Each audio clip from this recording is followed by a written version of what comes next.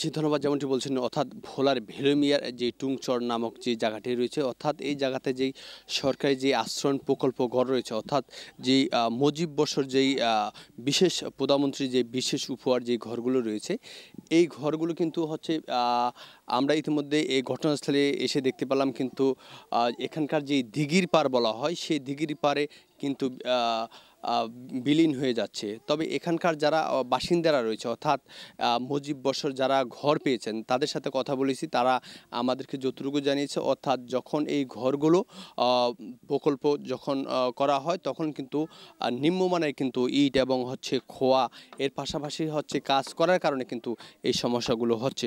অপরদিকে হচ্ছে তাদের সাথে কথা বলে আরও যে তথ্যগুলো পেলাম সেটি হচ্ছে সেগুলো হচ্ছে যে এখানকার যেই আ যে বসতি ছিল, অর্থাৎ যখন এই জমিগুলো যখন একজন গৃহ যে কর্মী যারা বসবাস করার পর থেকেই কিন্তু তাদের এই জমিগুলো তাদেরকে উচ্ছেদ করে দিয়ে কিন্তু সরকারি আশ্রয়ণ প্রকল্প কিন্তু ঘর নির্মাণ করছে কিন্তু সরকার।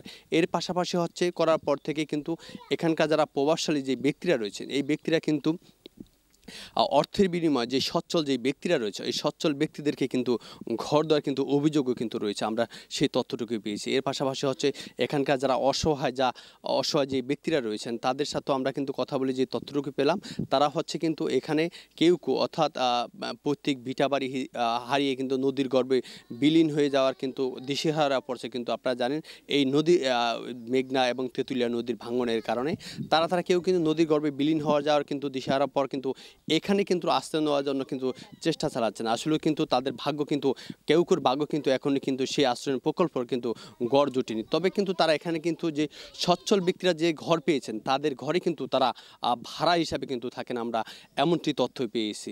তবে এখানকার যে জনপ্রতিনিধি রয়েছে, অর্থাৎ ইউপি চেয়ারম্যান বা ইউপি মেম্বার রয়েছেন, তাদের সাথে কথা বলার চেষ্টা করছে। তারা কিন্তু আমাদের ক্যামেরার সাথে কিন্তু কোনো কথা বলতে কিন্তু রাজি হয়নি।